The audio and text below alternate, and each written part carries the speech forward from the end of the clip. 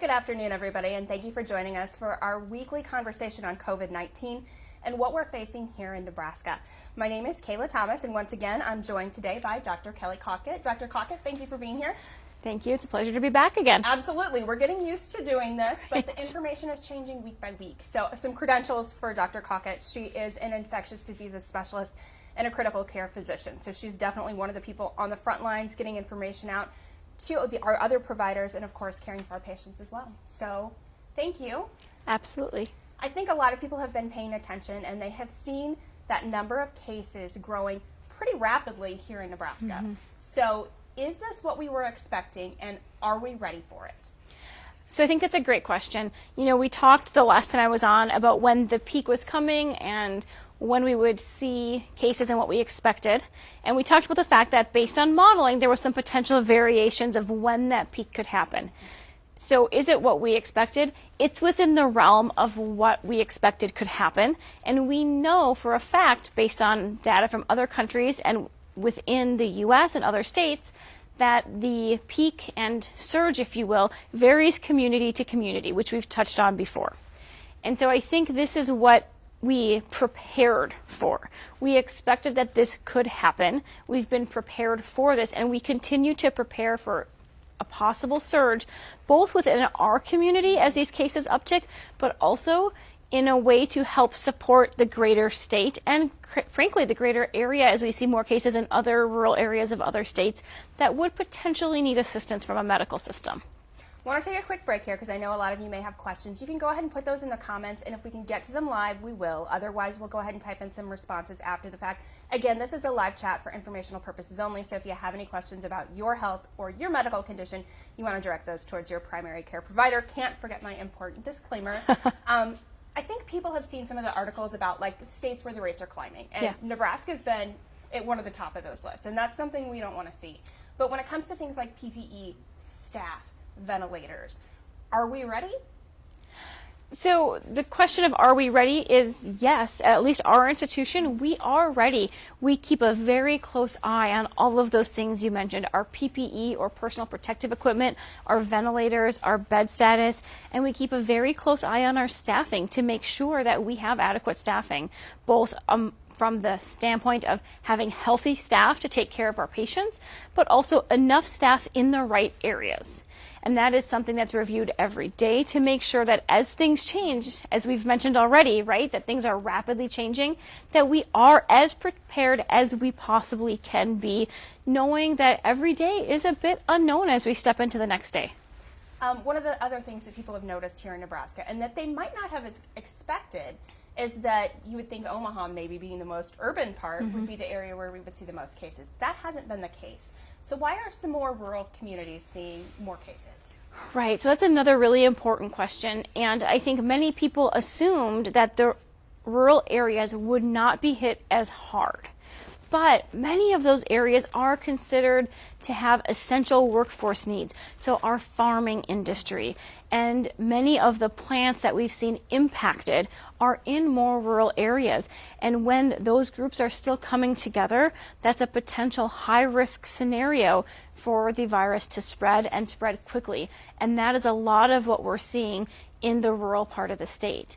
Now, in addition to that, some of these rural areas don't have the same healthcare infrastructure and are more in a critical access scenario, and that is why we have to be prepared to assist, because they don't have big hospitals that can support an entire population of patients influxing in at the same time.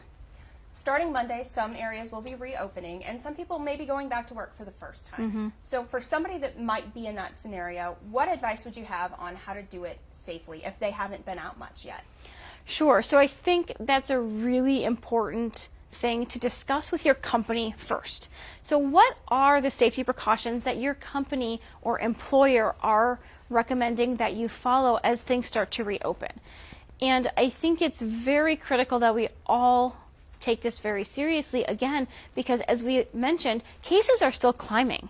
So there is still reason to continue to have social distancing, to continue to look at mask use in public, to continue to heavily advocate for great hand hygiene, minimal numbers of people in close contact and gathering scenarios while we see how the cases evolve. So if you're going back to work and you aren't sure, one, talk to your employer for instructions. Find out what they're recommending and what mechanisms they have in place. Two, I recommend that everybody, again, follow very aggressive hand hygiene. Washing your hands when you can, but also using hand sanitizer. Have it with you, have it at your desk. You want to be able to clean your hands when you have high-touch surfaces that you're touching in your office, but also things like an elevator, right, are a high-touch place that may not be cleaned as well or as regularly as we would normally be thinking about them. So thinking about using your knuckle, using the hands-free thing, trying to minimize how many things you touch with the surface of your hands, and then cleaning them after. Using a mask, especially if you're going to be in groups of people, is an appropriate decision. It's still recommended by the CDC. And so having that mask on as long as you can, given your work scenario, would be another avenue for increased protection for both yourself and your coworkers. And when it comes to masks, I definitely want to make a point. People might notice we haven't been wearing them. We have basically made the decision here with our interviews. It's important to be able to understand what we're seeing. We're socially distanced, and we actually have a mask station set up with our hand sanitizer. So we wore them into the room, performed hand hygiene, took them off. So if you're wondering about that, social distancing is still important, even if you're wearing a mask. And I think that as more people see people wearing masks, they think, okay, we're good. And it's easy to maybe relax things like social distancing and hand hygiene, but those are as, if not more important. Can you kind of expand on that idea? Yeah, absolutely. So there is a danger in assuming a level of safety from a mask that prevents the spread of the infection. And the mask is only one component that can dampen the spread, but it does not guarantee prevention of spread of infection or acquisition, meaning that you get infected just because other people around you have masks on. So we have to remember that the masks help prevent a fair number of droplets if you're coughing, when you're breathing, etc. And they are a barrier as you breathe in to prevent some of those from getting into your nose and your mouth.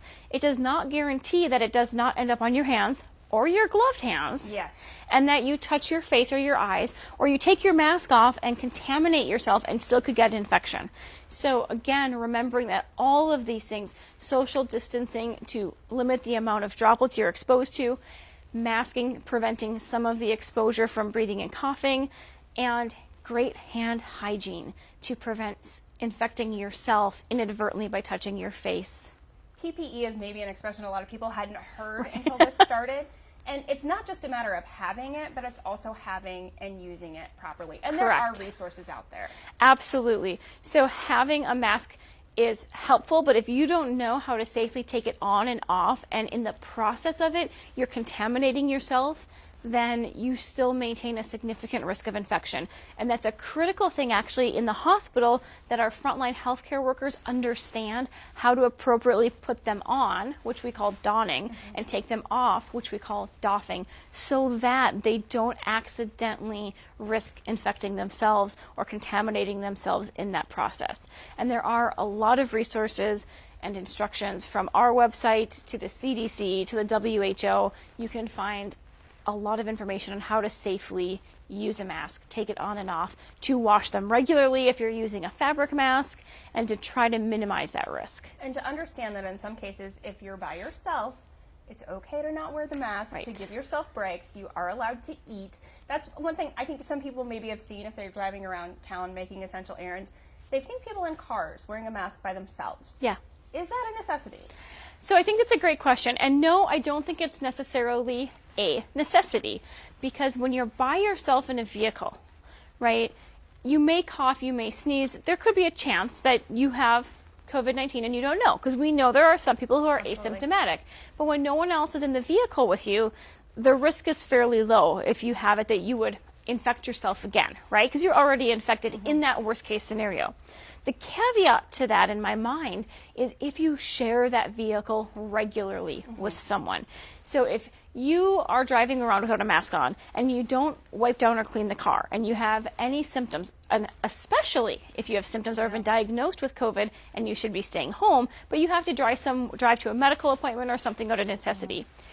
If you share that vehicle with someone else, as a friend, a family member, or you're using some type of rideshare mechanism, if you're not wiping it down, if you're not airing out the vehicle, then there is a potential that someone else entering it could be exposed.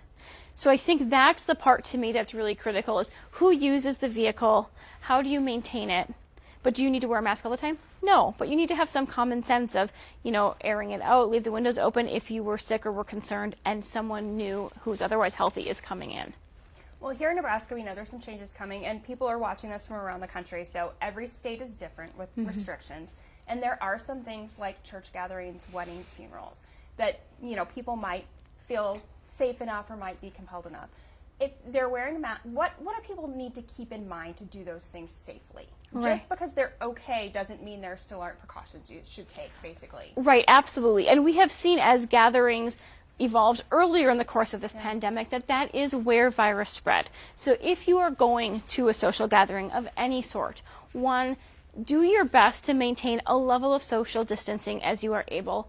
Two, as difficult as it is for all of us in these scenarios, you really want to consider not shaking hands, doing the elbow bump, finding another way to express that recognition of seeing someone.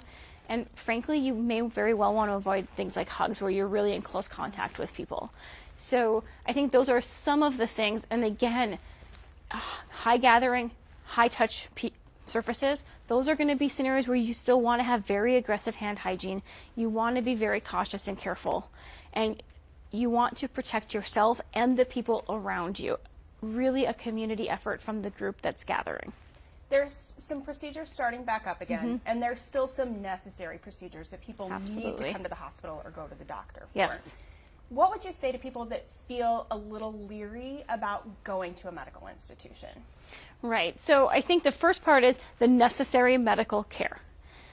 COVID-19 has not stopped other health problems from happening. Sure. It doesn't stop people from being diagnosed with high blood pressure, a heart attack, a stroke, diabetes, cancer, any of these other things. And if you need medical care, you do need to seek it. We want to keep everyone healthy, not just people who may be at risk for COVID-19. So we have a lot of precautions in place to allow people to come in for healthcare, with aggressive screening of who's coming into the system, with universal masking of our patients and our healthcare workers, so that none of us are spreading droplets inadvertently through the area, and trying to have very clear and effective policies and procedures that are evidence-based on what it means to bring someone into any given procedure area, and how do we do those procedures safely to protect the patient from COVID-19 and all of the other things we would have standard in the past used to protect our patients. And how do we protect our healthcare workers so that they can continue caring for patients as we go forward? So for us, we have a lot of momentum moving towards screening our patients, even if they don't have symptoms, to look for COVID-19 infections, masking policies, specific ways in which we address intubation in the operating room areas, and our PPE use based on the type of case that it is, so that we can provide care and move from just those necessary and emergent procedures to also include the more time-sensitive procedures that still need to happen, and moving towards increasing those elective procedures that we want our patients to be able to have again as we go forward in the next several weeks. We're learning about innovating. We're learning about kind of how to handle those scenarios. We're also learning just more about COVID-19 and how it's presenting itself. When we had this first conversation, it was kind of just those three symptoms: the fever, the shortness of breath, the cough. Yeah. That's expanded. So what has been added to the list now, or what are we seeing in the patients that we've seen here at Nebraska Medical Center? Sure, so it's a great question, and the literature is actually changing fairly quickly, and there's still a very broad array of symptoms. Now, we go back to those main three because those really are the most common in the literature, both here and across the globe. So fever, incredibly common; shortness of breath, cough, incredibly common. And by incredibly common, I mean majority of patients present with those. Now, there are a lot of other symptoms that have been reported. The loss of the sense of smell or taste, that's a very small number of patients, a percentage of 0 to 5%. Oh, wow. At least in some of the more recent literature we've seen. There may be higher percentages in some areas that are screening more aggressively. Again, we're learning a lot, and so we're getting more information. But then there's other symptoms like headache, body aches, chills, that we've classically thought of a little more of influenza-like. Sure, absolutely. And in those, at least in the literature, we're seeing it's up to about a quarter or a third of patients are reporting having those types of symptoms, again, in the studies that we have to date. So not the majority of patients, but a good chunk of patients nonetheless have some of these symptoms. Testing continues to be a hot topic. Yes. Obviously, we've discussed it in depth before, and I don't want to leave that topic out of the conversation today. Mm-hmm. Have we been able to increase testing here in Nebraska? Yes, I think that's a great question. Again, where are we at with testing? So as far as testing the virus specifically, because that's one type of test, and we've talked about antibodies And before. we'll get there. So I'll just jump right into the antibodies and right after this. Go How ahead. about that? So as far as detecting the virus, we have had adequate numbers of tests for the cases we are trying to test on a daily basis thus far. And we've actually expanded the number of people we're testing now. So we are testing patients who come into the clinics or the outpatient setting who have even mild symptoms now looking for this. That was a change fairly recently in our testing strategies. We also have changed in the fact that we are testing all of our patients before a procedure now, to the extent that we can. Sure. Now, as we ramp up, we may come against some limitations again and may have to work through that. We have plans that we had in place before if we did not have enough testing on how to triage patients with that. So we definitely are seeing the capacity change with more testing. There are also more tests becoming available. Mm-hmm. So more tests have been sent to the FDA for approval from some of the big testing companies out there, and we expect continued increase in both capacity but also speed of testing to come over the next few weeks. Go ahead. Antibody testing. Antibody Where are we testing. at? So we are still looking towards getting antibody testing in. As I mentioned before, there were a lot of tests that we had concerns about the reliability and the utility of those tests. Although there still are concerns about how many people actually will have a positive antibody response and how helpful that testing really is, because again, it doesn't detect active infection. It only tells you if you've been exposed in the past.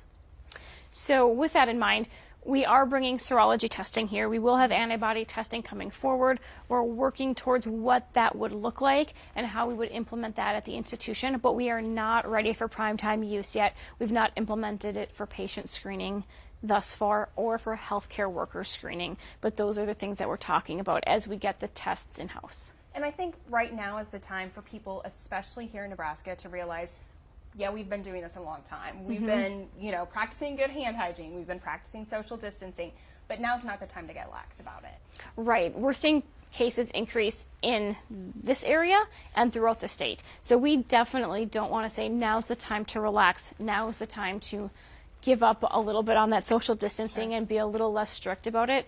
It really is a time to still kind of hunker down and stick with these practices so that as these cases are climbing, we don't end up with an inadvertent surge of people because we became lax on that guidance and lax on those practices. And again, I know it's hard. It's hard for all of us. It's hard for our families. And it's tough for the healthcare workers because we still want to engage. And even in clinic this morning, wanting to be able to go into patient rooms and shake hands and do things I would have in the past, it becomes difficult to not do those normal behaviors that we're used to. But it's something that we all still need to work on and continue. And frankly, going forward, we know, as of right now, we don't have a clear end date to COVID-19, right? So the more we ingrain practices like hand hygiene into our daily lives, the better we're all going to be going forward, both for COVID-19,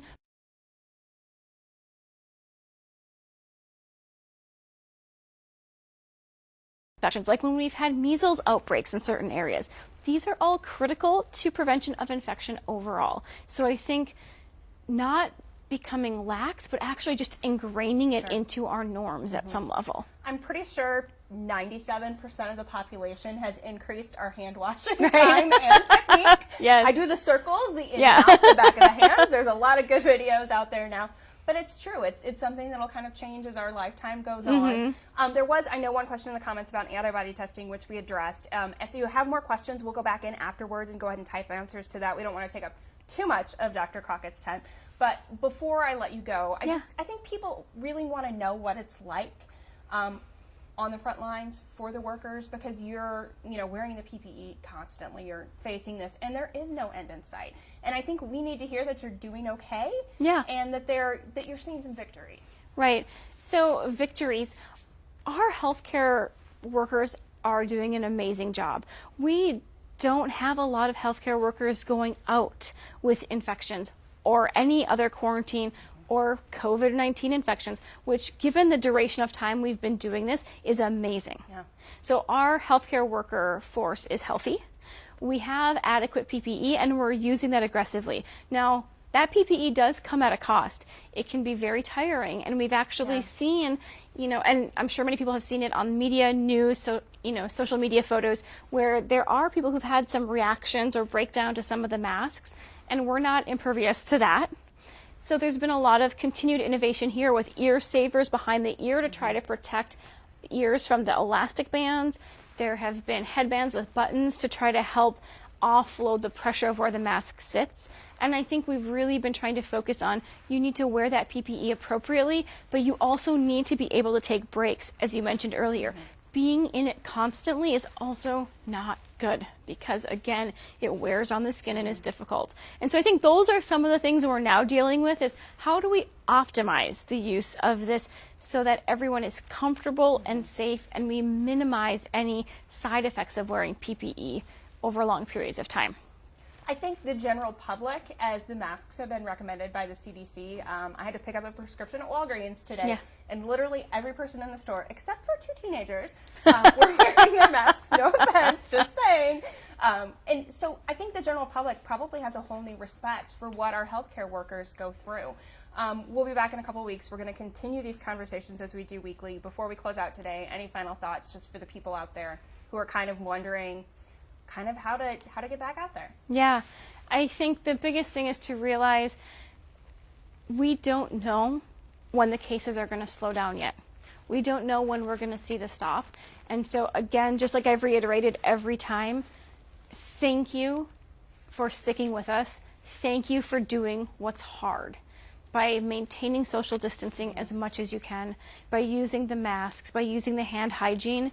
And thank you for trusting our healthcare system, that we are prepared and that we're ready to take care of you. So when we are opening procedural areas, when we're saying it's okay to come, that you believe that we are here to take care of you whether or not you have COVID, and to make sure we do it safely for everyone involved.